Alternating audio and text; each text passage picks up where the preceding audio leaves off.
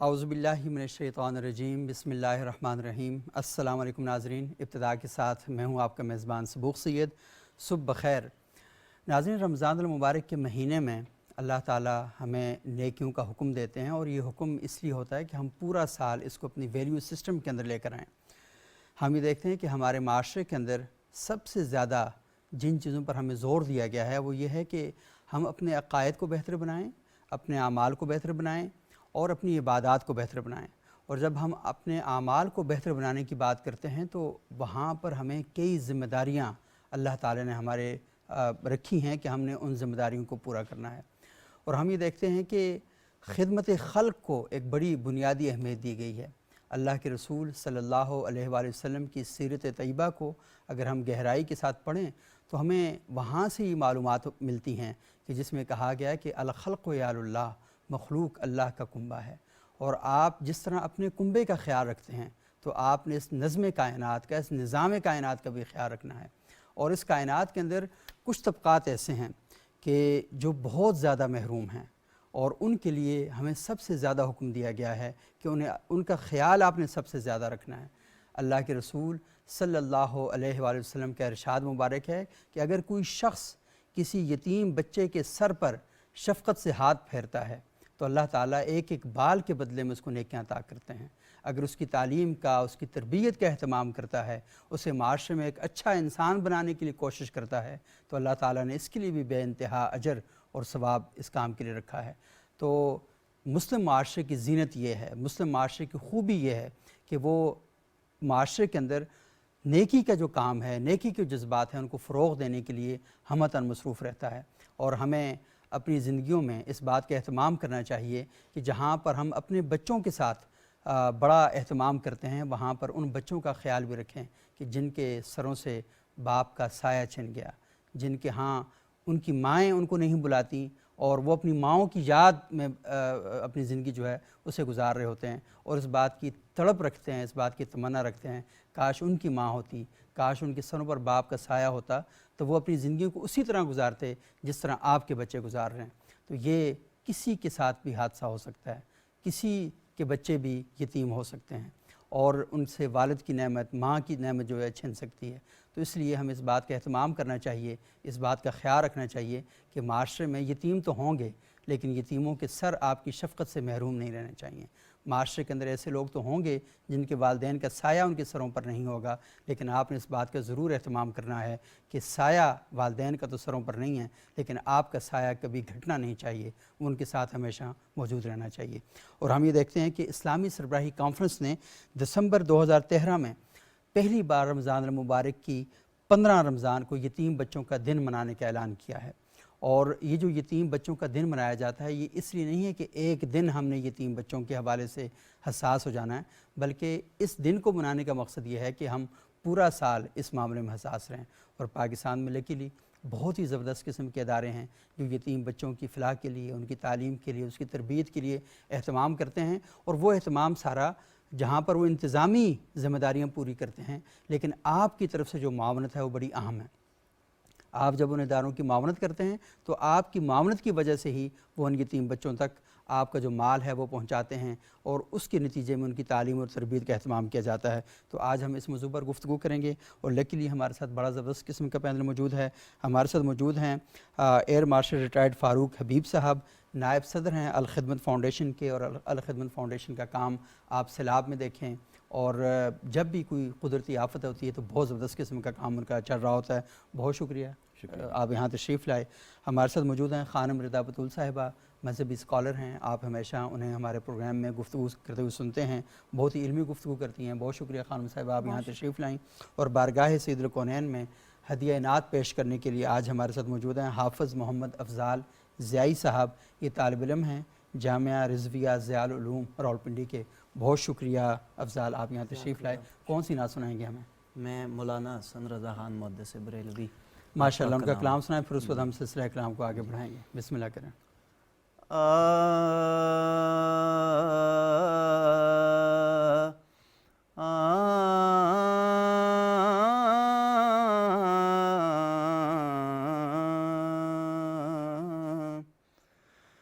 نگاہ لو کے امیدوار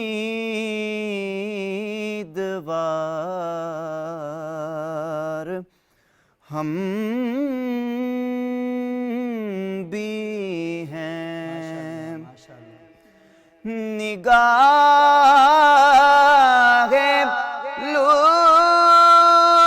لطف کے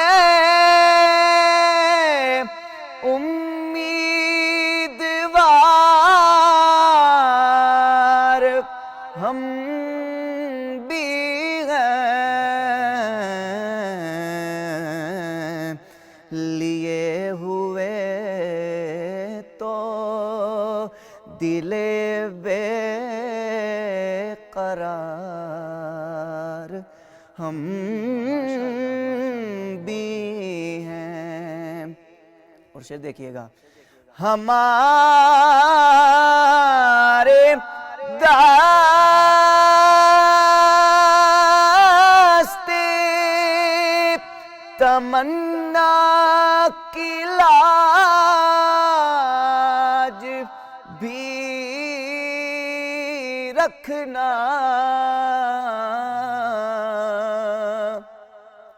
آقا ہمارے داستے تمنا کی لاج بھی رکھنا. تیرے فقیروں میں اے شہریار ہم بھی ہیں. اللہ اللہ. بہک کے چادر زہرا ادھر بھی ایک نظر. بہک کے چادر زہرا ادھر بھی ایک نظر. ادھر بھی ایک نظر. غبار راہ میں ایشا سوار ہم بھی ہیں. غبار راہ میں ایشا سوار ہم بھی ہیں. مقطع سماعت فرمائیں. حسن ہے دل کی سخاوت کی دھوم عالم میں. ارے انہی کے تم بھی ہو ایک ریزہار ہم بھی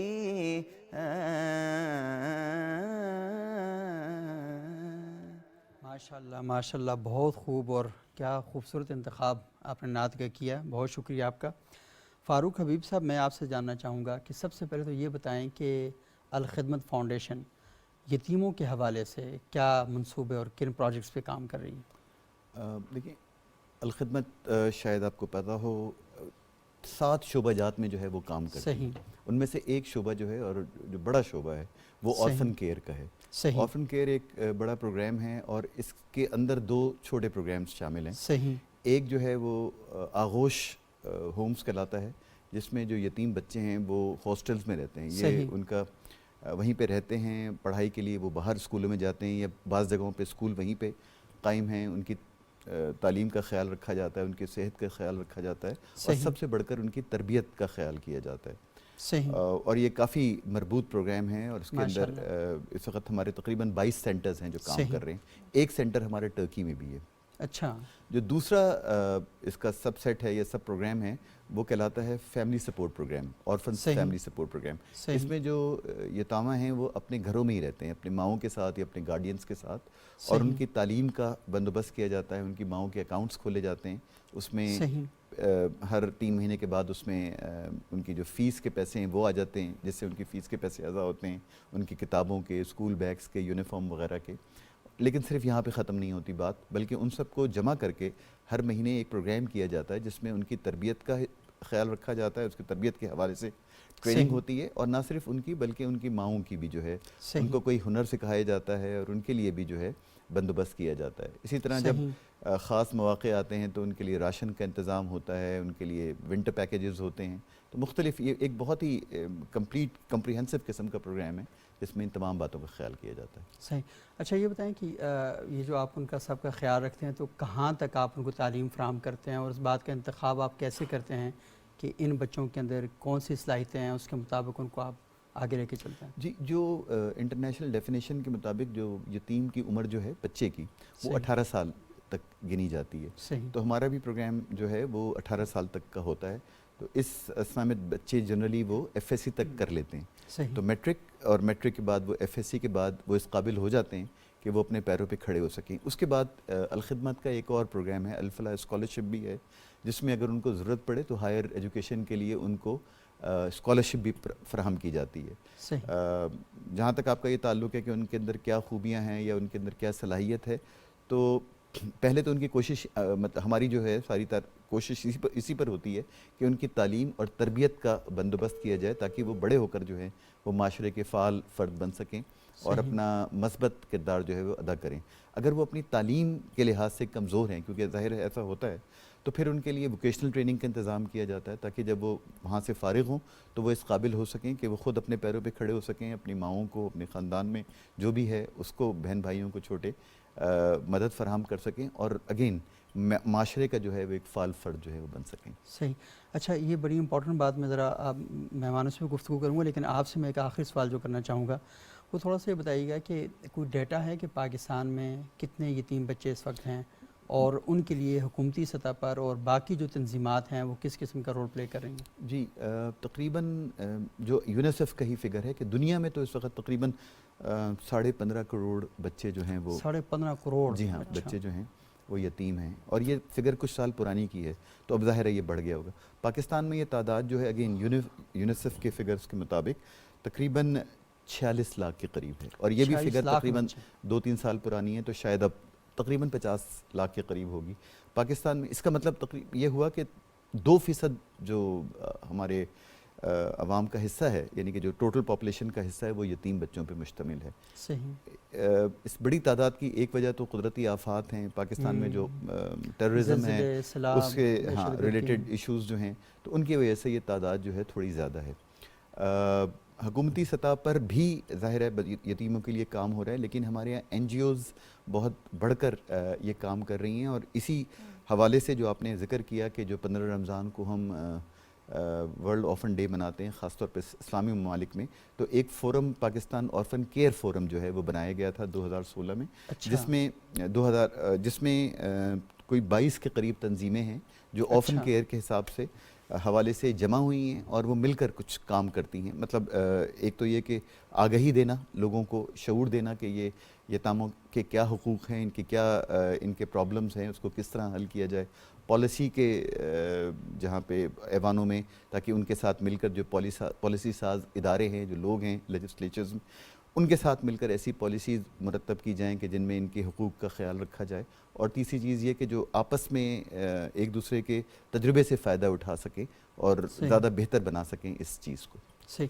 اچھا ایک اور سوال بھی آپ کی بات سے ذہن میں آ گیا ہے، کیونکہ وقفے کے بعد آپ نہیں ہوں گے ہمارے ساتھ، تو میں یہ جاننا چاہوں گا کہ حکومتی لیول پر جو پالیسیز بنتی ہیں، اچھا ایک تو یہ ہے کہ حکومت نے بھی کچھ ادارے قائم کر رکھے ہیں پاکستان میں جو یتامہ کے حوالے سے کام کر رہے ہیں؟ حکومت کے بھی ادارے ہیں، حکومت کچھ اداروں کو جو ہے وہ سپورٹ بھی کرتی ہے، لیکن ہمارے ہاں پاکستان میں جو مسائل ہیں ان میں جنرلی یہ دیکھا گیا ہے کہ اس خاص طور پہ یتیموں کے معاملے میں این جی اوز جو ہیں انہوں نے زیادہ بڑھ کر کام کیا ہے، اور ان کی کاوشیں جو ہے میرے خیال میں وہ زیادہ مؤثر ثابت ہوئی ہیں۔ اور کیا ان کو کوئی اسکل ڈیولپمنٹ کا اس طرح کی کچھ چیزیں ان کو سکھائی جاتی ہیں، ان کو مہارتیں سکھائی جائیں کچھ؟ جی، اسکل، جیسے میں نے آپ سے کہا کہ پہلی کوشش تو یہ ہوتی ہے کہ وہ تعلیم حاصل کر سکیں کم سے کم ایف ایس سی تک، اور اس کے بعد اپنی اگر ہائر ایجوکیشن جاری رکھنا چاہتے ہیں تو مختلف اسکالرشپس ہیں، اور جو لوکل سطح پہ بھی کی جاتی ہیں اور مرکز کی سطح پر بھی جو ہے وہ ان کو پرووائڈ کی جاتی ہیں۔ لیکن اگر وہ اس قابل نہیں ہوتے کہ وہ ظاہر ہر بچہ جو ہے وہ اس قابل نہیں ہوتا کہ اعلیٰ تعلیم حاصل کر سکے، تو ان کے لیے ووکیشنل ٹریننگ کے بھی انتظام ہے. اور یہ جس طرح میں نے آپ سے کہا کہ مختلف NGOs نے یہ اپنے ادارے بھی قائم کیے ہوئے ہیں، جس طرح الخدمت نے بھی اپنے ادارے قائم کیے ہوئے ہیں، اور باقی NGOs نے بھی جو یتامہ کی خیال رکھتے ہیں وہ انہوں نے ایسے ادارے قائم کیے ہوئے ہیں جہاں پہ ان کو ووکیشنل ٹریننگ بھی مل سکے. بیکاز ووکیشنل ٹریننگ میں یہ ہے کہ بچہ جلدی اپنے پیروں پہ کھڑا ہو جاتا ہے اور اپنے جو فیملی ہے، خصوصاً جو جو معاشی حالت ہے اس کو بہتر بنا سکتا ہے. اچھا، ایک چھوٹی سی بات یہ ہے کہ عام بچوں میں اور یتیم بچوں میں بڑا فرق ہوتا ہے. جی کیونکہ وہ ماں کی ممتا سے، باپ کی شفقت سے محروم ہوتے ہیں، اور ہم یہ بھی دیکھتے ہیں کہ نفسیاتی طور پر ان کی الجھنیں اور ان کے مسائل زیادہ ہوتے ہیں. تو یہ جو ایموشنل قسم کا ان کے ساتھ جو ٹراما ہے، تو اسے آپ لوگ کیسے ڈیل کرتے ہیں؟ بالکل آپ کی بات درست ہے. جو یتیم بچے چاہے جیسے بھی ہو، ان کو بہرحال سائیکو سوشل ٹراماز ضرور کسی نہ کسی حد تک ان کے لاحق ہوتے ہیں. تو اس سلسلے میں جو سٹاف ہوتا ہے جو ان بچوں سے ڈیل کرتا ہے، جو آغوش ہومز میں ہمارے جو کیئر گیورز ایک اصطلاح ہے جو کہ استعمال ہوتا ہے، تو ان کی ایسی ٹریننگ کی جاتی ہے کہ وہ ان بچوں کو سمجھ سکیں. ہمارے پاس ماہر نفسیات بھی ہیں، اور وہ ان کی باقاعدہ جانچ پڑتال کرتے ہیں، ان سے ملتے ہیں، ان کو دیکھتے ہیں. اور کچھ بچوں میں اگر جو پرابلم زیادہ ہوں تو ان کو پھر ظاہر ٹریٹ بھی کرتے ہیں. ورنہ جنرلی اگر آپ وہ شفقت پرووائڈ کریں بچوں کو، اور وہ ماحول مہیا کر سکیں ہومز میں، اپنے جو سینٹرز ہیں جہاں آپ نے ان کو رکھا ہوا ہے، اگر وہ محبت اور وہ اس قسم کا ماحول فراہم کر سکیں تو جنرلی یہ پرابلمز جو ہیں دور ہو سکتے ہیں. لیکن کسی بچے میں یہ پرابلم ذرا بڑھے ہوئے ہوتے ہیں، تو اس کے لیے پھر آپ کو اسپیشل ٹریٹمنٹ کی ضرورت ہوتی ہے. جس طرح میں نے آپ سے کہا کہ سائیکولوجسٹ موجود ہیں جو ان بچوں سے ملتے ہیں، اور اگر ضرورت ہو تو ان کا وہ علاج بھی کرتے ہیں. صحیح. بہت بہت شکریہ ایئر مارشل ریٹائرڈ فاروق حبیب صاحب، اور ہماری دعا ہے کہ اللہ تعالیٰ آپ کو اپنے مشن میں کامیاب کرے. اور ہم یہ دیکھتے ہیں کہ یہ بہت بڑا کام ہے، کیونکہ سوسائٹی کے اندر کسی بندے کو آپ موٹیویٹ کرنا چاہیں تو بہت آسانی سے کر سکتے ہیں، لیکن وہ بندہ جس کی دنیا ہی ساری ختم ہو چکی ہو، کیونکہ والدین کے دنیا سے چلے جانے کے بعد نا تو اندھیرا چھا جاتا ہے. اور اس کو، کیونکہ مجھے یہ فیل ہوتا ہے اس بات کو، اگر میں تھوڑا سوچوں کہ میں کلاس میں پوزیشن لے لوں نا، تو پوزیشن لے کر میں گھر میں آ کے بتاتا ہوں اپنے ابو کو کہ میں نے پوزیشن لی، اپنی ماں کو بتاتا ہوں، لیکن وہ بچہ کسے بتائے کہ میں نے یہ پوزیشن لے لی. بالکل صحیح. تو وہ اگر کوئی اچھا کھانا بھی کھاتا ہے نا تو وہ سوچتا ہے کاش میری ماں میرے پاس بیٹھی ہوتی، میرا باپ میرے پاس بیٹھا ہوتا. تو یہ بہت ہی مطلب ہے کہ عجیب و غریب قسم، اس کو لفظوں میں بیان بھی نہیں کیا جا سکتا. دکھ کو آپ کیسے بیان کر سکتے ہیں، ٹرانسلیٹ نہیں کر سکتے، تو بہت ہی مشکل ہوتا ہے. تو اللہ تعالیٰ نے آپ کو توفیق عطا کی ہے کہ آپ ایک بہت بڑا کام جو ہے وہ کر رہے ہیں، اور ماشاءاللہ بہت سے ادارے پاکستان میں اور بھی کر رہے ہیں.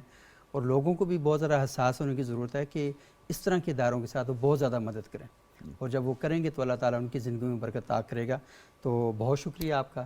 ناظرین، یہاں پر ہم ایک چھوٹا سا وقفہ لیں گے. وقفے کے بعد دوبارہ آپ کی خدمت میں جب حاضر ہوں گے تو قرآن ہماری کیا رہنمائی کرتا ہے، اللہ کے رسول صلی اللہ علیہ وسلم کی سیرت مطہرہ ہمارے لیے کیا رہنمائی کرتے ہیں کہ یتیم بچوں کے ساتھ ہمیں کس قسم کا سلوک رکھنا چاہیے، اور جو اس قسم کے ادارے معاشرے کے اندر کام کر رہے ہیں ان کے ساتھ ہمارا رویہ کیسا ہونا چاہیے. ایک وقفے کے بعد دوبارہ آپ کی خدمت میں حاضر ہوتے ہیں.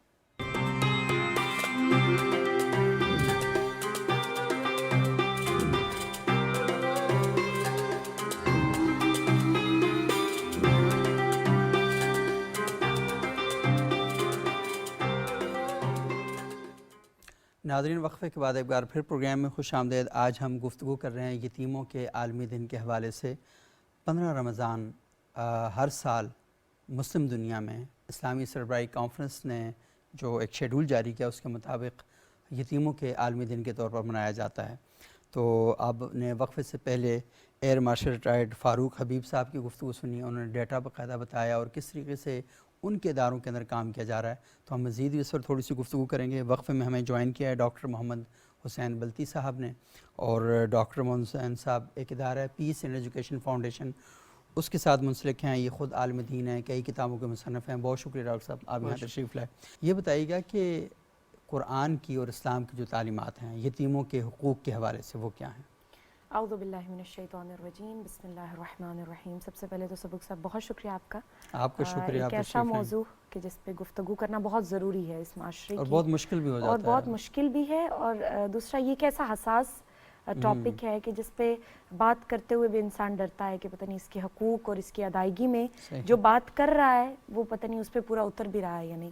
لیکن جہاں تک قرآن مجید کا میں یتیموں کے احکامات اور اس کی بات کی جائے تو قرآن کی 12 ایسی آیات ہیں کہ جس میں یتیموں کے حقوق کے بارے میں بہت زیادہ تاکید کی گئی ہے اور بہت زیادہ اس پہ زور دیا گیا ہے کہ یتیموں کا جو ایک طبقہ ہے، دیکھ لیں آپ زندگی جتنی بھی انسان کی گزرتی ہے، یہ ایک ایسا وہ ایک رشتہ ہے یا ایسا میں کہتی ہوں تنہائی ہے جو ہر انسان کو فیس کرنی پڑنی ہے کبھی نہ کبھی زندگی کی کسی لمحے میں. ابھی ریسنٹلی میں نے خود اس چیز کو فیس کیا تو پتہ چلا کہ در حقیقت یتیمی کا درد کیا ہوتا ہے اور وہ اس چیز کا ایک وہ خالی پن کیا ہوتا ہے. آپ کے پاس سب کچھ ہے، اگر آپ کے پاس ماں باپ جیسی نعمت نہیں ہے تو آپ کچھ نہیں ہیں، اور وہ ایک خلا جو ہے وہ کسی چیز کو پر نہیں کر سکتا. اور جب تک ہم قرآن مجید میں اس چیز کو نہ پڑھیں ہمیں ہمارا یہ ٹاپک کمپلیٹ نہیں ہوتا. اور قرآن مجید میں جیسے اللہ رب العزت ارشاد فرماتا ہے بسم اللہ الرحمن الرحیم یسألونک عن الیتامی کہ رسول جب آپ سے کوئی سوال کرے یتیموں کے بارے میں تو ان کو کہہ دو کہ کل اصلاح لہم خیر، کہ ان کے لیے سب سے بہتر خیر جو ہے اور ان کے لیے سب سے بڑی جو بھلائی ہے وہ یتیموں کے ساتھ ان کی اصلاح کرنا ہے اور یتیموں کے ساتھ اچھا برتاؤ کرنا ہے. اب جہاں تک قرآن کی بات ہے اور قرآن میں جب آیات قرآنی کو ہم پڑھتے ہیں اور یتیموں کے احکامات کے بارے میں پڑھتے ہیں تو ہمیشہ یہی حکم آتا ہے کہ ان کے ساتھ بھلائی کی جائے، ان کے مال کی حفاظت کی جائے، ان کے ساتھ جتنا ہو سکے رحم دلی سے پیش آیا جائے. اور جیسے آپ نے پروگرام کے آغاز میں کہا کہ اتنا ثواب ملتا ہے کہ جیسے کسی یتیم کے سر پر آپ ہاتھ رکھتے ہیں اور اس ہتھیلی کے نیچے جتنے بال آتے ہیں اس ہر ایک بال کے بدلے اس انسان کے لیے نیکی لکھی جاتی ہے. اور اس سے پہلے جو گفتگو ہو رہی تھی یہ جتنی نیکیوں کے ادارے قائم کیے گئے ہیں اور یتیموں کے لیے جو قائم ویلفیئر جتنے ٹرسٹ ہیں کام کر رہے ہیں ان کا اجر تو ایک طرف. اگر آپ عام روٹین میں بھی کسی یتیم کی طرف مسکرا کر دیکھ لیتے ہیں تو کیا اس مسکراہٹ کے بدلے میں حدیث رسول مصطفیٰ صلی اللہ علیہ وآلہ وسلم ہے کہ اگر تم چاہتے ہو کہ تمہارا دل نرم ہو جائے اور تم اپنی مرادوں کو پالو اور تم اپنی حاجات پر قبولیت کی مہر لگوا لو تو یتیموں کے ساتھ بھلائی کرو. صحیح. اور کہا جاتا ہے کہ بے زبان جانور کو اگر تم چاہتے ہو کہ تمہاری کوئی دعا قبول نہیں ہو رہی ہے تو اس کو تم کچھ کھلا دیتے ہو تو تمہاری حاجت تم اس کو پا لیتے ہو. اور اب یہاں پر اگر جب یتیموں کی بات کی جا رہی ہے تو میں ان ہستیوں کا تذکرہ کرنا چاہوں گی کہ جو ان کی سب سے بڑا میں کہتی ہوں ٹرسٹ جنہوں نے بنایا، جنہوں نے یتیموں کے بارے میں خیال کیا، وہ کریمہ اہل بیت کا گھرانہ ہے. وہ سیدہ فاطمہ الزہرا سلام اللہ علیہا کا گھرانہ ہے کہ جن کے بارے میں آیات قرآنی نازل ہوئیں جن کے شان میں. اور پوری قرآن میں سے خوبصورت سورہ ہے کہ جس کو سورۃ الانسان بھی کہا جاتا ہے، الانسان کے نام سے. اس کا دوسرا نام سورہ دہر ہے، تیسرا نام احادیث کی روشنی میں سورہ فاطمی بھی کہا جاتا ہے. اس کو کیوں کہا جاتا ہے؟ کہا سیدہ زہرا سلام اللہ علیہا نے جب فاقہ کا وقت آیا ان پہ اور مشکل کا وقت آیا تو 3 دن کا روزہ رکھا انہوں نے. اور وہ 3 دن کے روزے کے بعد جب وہ افطار کرنے کا وقت آتا تو پہلے دن اللہ رب العزت نے ان کے دروازے پر دستک دے کر ایک فقیر کو بھیجا. انہوں نے اپنا جو افطاری کا کھانا تھا وہ اس فقیر کو دے دیا. دوسرے دن اسی طرح ایک اسیر بن کے آیا. تیسرے دن اسی طرح ایک یتیم بن کر آیا. تو اپنا کھانا جب دے لیا تو کہا تیسرے دن کا جب وقت آیا تو کہا آدھی آدھی روٹی امام حسن امام حسین علیہ السلام دسترخوان پہ مولا کائنات علی ابن ابی طالب بیٹھے ہیں، جناب سیدہ بیٹھی ہیں. تو انہوں نے اپنے ہاتھوں پر اس آدھی آدھی روٹی کو دیکھا کہ اب فقیر بھی دروازے پر موجود ہے اور دستک بھی ہو رہی ہے. اور جب سوال کیا گیا کہ تم کون ہو تو کہا میں یتیم ہوں، انا یتیم ہوں، میں یتیم ہو چکا ہوں اور میرا کوئی نہیں ہے، تم خدا را میری مدد کریں. تو اس وقت آدھی آدھی روٹی جناب سیدہ مولا کائنات امام حسن اور امام حسین علیہ السلام نے جمع کی اور اس یتیم کو دے دی. تو اللہ رب العزت نے کس طرح سے رشک کر کے وہ آیت قرآنی نازل کی جو سورہ دہر کی زینت ہے کہ وَيُطْعِمُونَ الطَّعَامَ عَلَىٰ حُبِّهِ مِسْكِينًا وَيَتِيمًا وَأَسِيرًا کہ یہ اس کی محبت، کس کی محبت؟ اللہ رب العزت کی محبت میں کیا کرتے ہیں؟ یتیموں، مسکینوں اور فقیروں کو کھانا کھلاتے ہیں. مطلب اللہ کا جلال بھی جب جلال میں آ جائے اور وہ اس خوبصورت ایک عمل کو دیکھ کر آیت قرآنی کا نزول کرے تو اور جس گھر پر اترے وہ دہلیز سیدہ فاطمہ الزہرا سلام اللہ علیہ. اور اگر یتیموں کا مقام دیکھنا ہے تو وہ خوبصورت حدیث جو بہت مشہور ہے کہ جب پوچھا گیا یا رسول اللہ اگر کوئی یتیموں کے ساتھ اچھا معاملہ کرتا ہے، ان کا خیال رکھتا ہے، ان کے ساتھ بھلائی کا ارادہ کرتا ہے تو وہ روز محشر آپ کے ساتھ کس طرح ہوگا؟ تو رسول خدا نے کچھ نہیں کہا، اپنی 2 انگلیوں کا اشارہ کیا. یہ اہل سنت کی کتابوں کی بھی زینت ہے، یہاں پر بیٹھے ہیں تائید کریں گے آغا صاحب کہ اس طرح اشارہ کیا کہ وہ میرے ساتھ اس طرح ہوگا. بس شفاعت رسول خدا صلی اللہ علیہ وآلہ وسلم کو اگر کوئی پانا چاہتا ہے تو وہ یتیموں کے ساتھ اپنا اچھا معاملہ رکھے. یتیموں کے ساتھ معاملہ اپنا اچھا رکھے.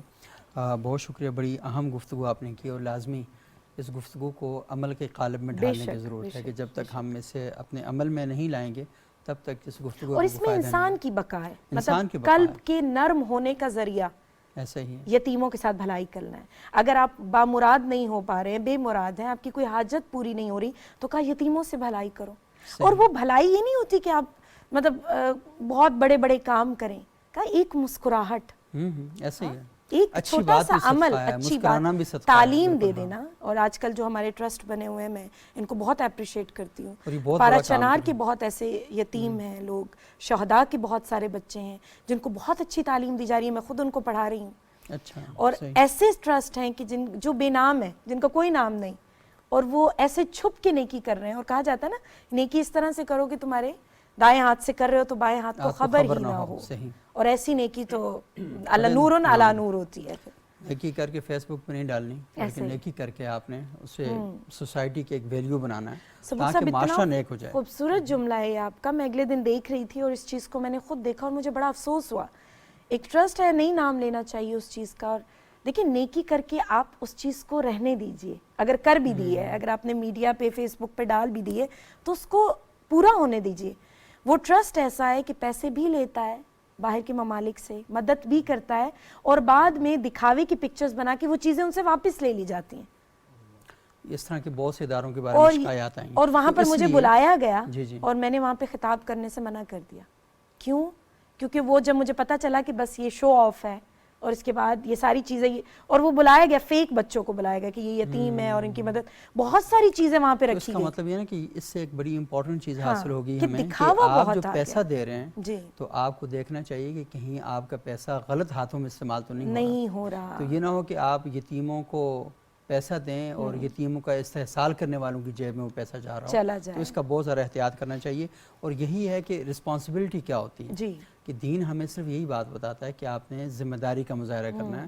اور ذمہ داری یہ ہے کہ انسٹیٹیوشن بلڈنگ جب آپ کریں تو آپ کو دیکھنا چاہیے کہ کن لوگوں کے حوالے. لیکن ہمیں کہا کہ ان اللہ یأمرکم ان تؤدوا الامانات الی اہلہا, اللہ آپ کو اس بات کا حکم دیتا ہے کہ آپ نے امانت ان لوگوں کے ہاتھوں میں دینی ہے کہ جو اس کی اہلیت اور صلاحیت رکھتے ہوں. تو بھلے آپ نے ووٹ دینا ہو یا نوٹ دینا ہو, یا ایون کہ ریموٹ بھی استعمال کرنا ہو, تو ریموٹ کا جب استعمال کریں تو دیکھیں کہ وہ چینل دیکھیں کہ جو معاشرے میں خیر پھیلا رہا ہے, شر نہ پھیلا رہا ہو. اور ووٹ آپ نے اسے دینا ہے کہ جو معاشرے میں جب قانون سازی کرے تو وہ کہ ایسا نہ ہو کہ شر پسندی پھیلا رہا ہو. اور نوٹ آپ ان لوگوں کو دیں کہ جو معاشرے کے اندر خیر کے لیے استعمال ہو رہا ہے. اور افسوس کا مقام یہ ہے, ہمارا مال وہاں جاتا ہے جہاں پر ضرورت نہیں ہے, جہاں ضرورت نہیں ہے, اور بعض کہتے ایسی جگہوں میں جاتے ہیں جو ملک اور قوم کے لیے نقصان کا سبب بن جاتا ہے. نقصان کا دہشت گرد تنظیموں کو ہم پیسے دینا شروع کر دیتے ہیں اور یہ کر دیتے ہیں.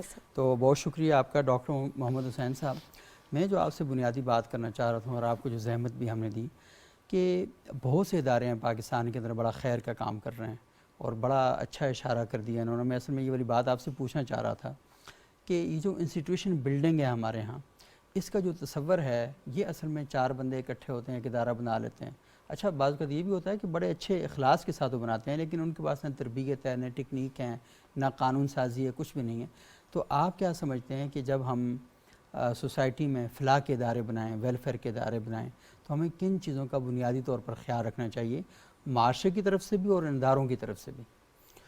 بہت شکریہ, آپ نے گفتگو کا موقع بخشا ایسے موضوع پہ جو ہر دردمند انسان کے دل کے بہت قریب ہے, اور ہر جو فکر مند انسان ہے جو سوسائٹی کے لیے, انسانیت کے لیے سوچتا ہے, وہ معاشرے کے ان طبقات کے لیے جو سب سے کمزور ہے اور سب سے بے بس ہے, اور اس کے لیے کام کرنا جو ہے وہ ہر ایک ذمہ دار شہری اور ایک ذمہ دار اور دردمند انسان اپنے لیے ایک ضروری اور اپنی ذمہ داریوں میں شمار کرتا ہے اور احساس ذمہ داری لے کے بڑھتا ہے. میں سمجھتا ہوں کہ یہ کام چونکہ ہم ایسے ملک میں رہتے ہیں جہاں پر کئی لحاظ سے یتیم ہونے کے امکانات, بچوں کے یتیم ہونے کے امکانات شاید بہت سارے دیگر ممالک سے زیادہ ہیں.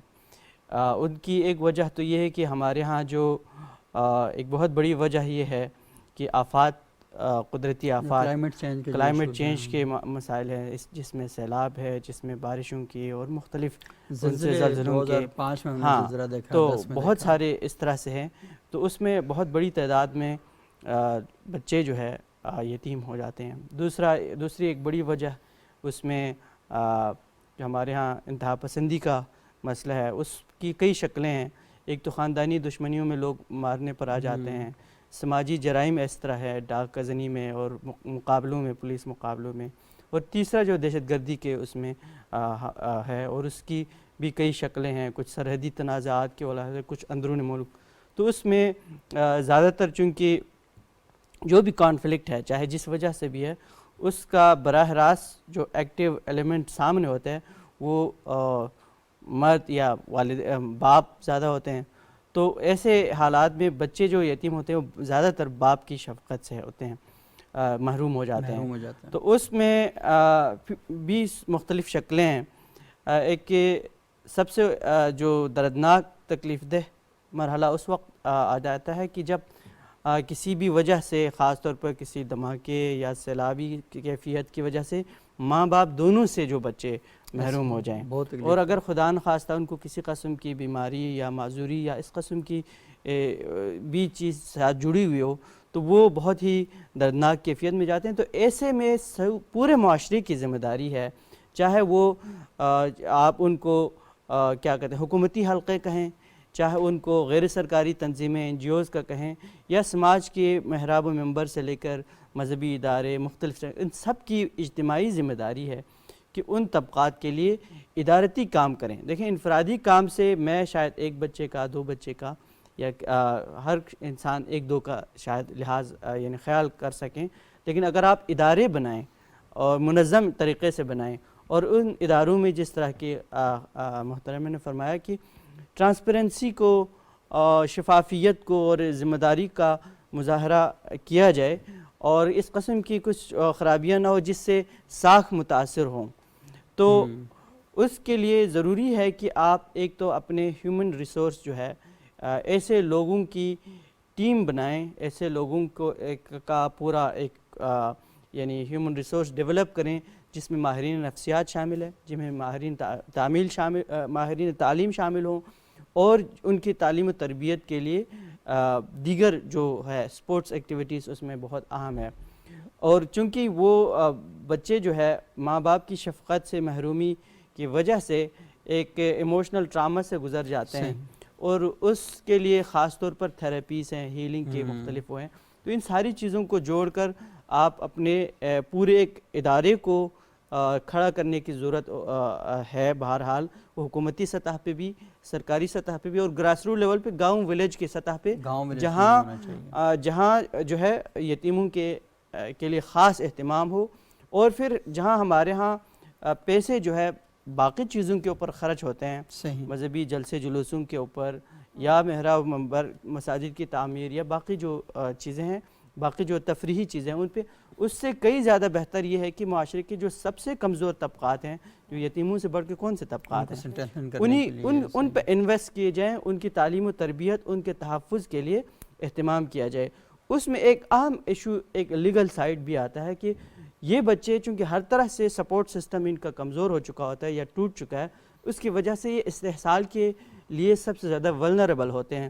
یہ سوسائٹی کے وہ جرائم پیشہ طبقہ جو سوسائٹی کے ہر طبقے کے لیے زیادہ خطرناک ہے، لیکن ان بچوں کے لیے سب سے زیادہ خطرناک ہے. وہ ان کا چاہے جبری مشقت کے ذریعے یا جنسی استحصال کے ذریعے یا مختلف طریقوں سے ان کمزور ترین طبقے کو مزید متاثر کرتے ہیں. استحصال نہ بھی ہو تو ایک اور استحصال ہوتا ہے، وہ یہ ہے کہ لڑکی ہے تو اس کی بس فوراً شادی کروا دی جاتی ہے. چلو جی، اس کو جبری شادی کے مسائل بھی ہے، یہ بھی نا، اور کم عمری میں شادی کے مسائل ہیں. چلو ٹھیک ہے جی، کسی کے حوالے کر دو، کم عمری کی شادی کروا دی جاتی ہے.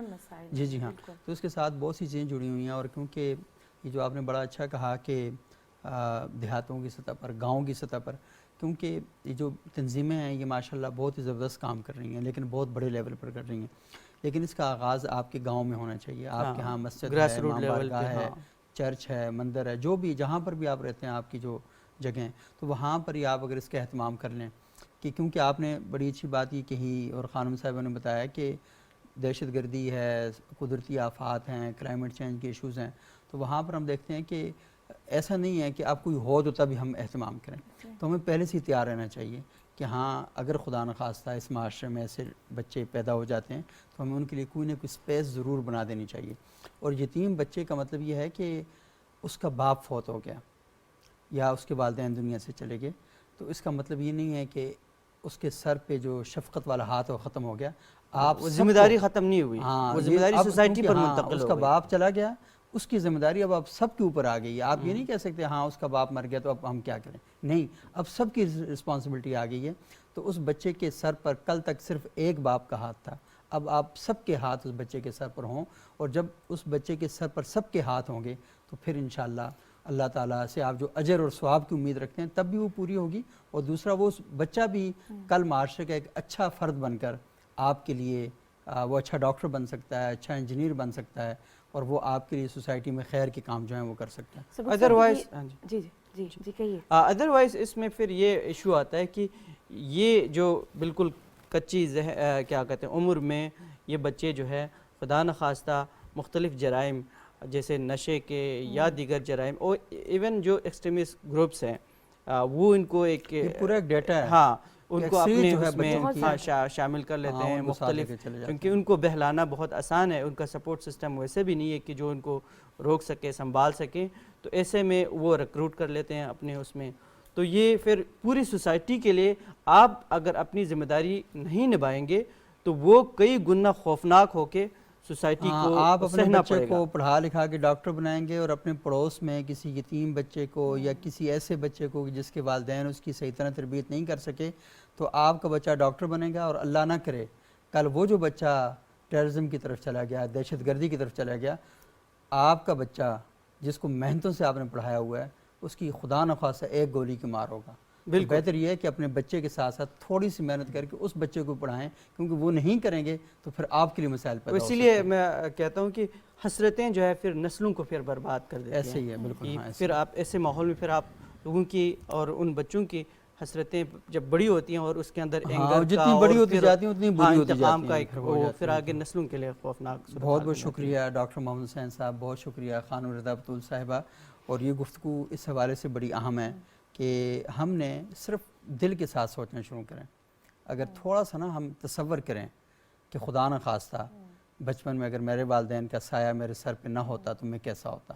یہی جملہ سبق صاحب میں بس ایک جملہ ایڈ جی. کرنا چاہوں گی کہ یتیم وہ نہیں ہے کہ جس کے ماں باپ دنیا سے چلے گئے، یتیم وہ ہے کہ جس کی اخلاقی تربیت سے وہ محروم رہ گیا. اخلاقی تربیت سے محروم رہ گیا. تو یہ مطلب ہمارا اگر آپ کو لگ رہا ہے کہ کوئی یتیم ہو گیا ہے تو وہ یتیمی کا مطلب ہمدردی کے طور پر آپ اس کی مدد نہ کریں، کیونکہ وہ تو چلا گیا، رب کا ایک نظام ہے، ماں باپ نے دنیا سے جانا ہے اور یہ ایک رشتہ آپ کے ساتھ بننا ہے یتیمی کا، لیکن محروم در حقیقت جو اخلاقی تربیت سے ہے. صحیح. اور یتیمی پھر آپ اس کو دے رہے ہیں جب آپ اس کی تربیت نہیں کر رہے، جب آپ اس کی خیال نہیں رکھ رہے، جب آپ اس کے تمام تر مال کی حفاظت نہیں کر رہے.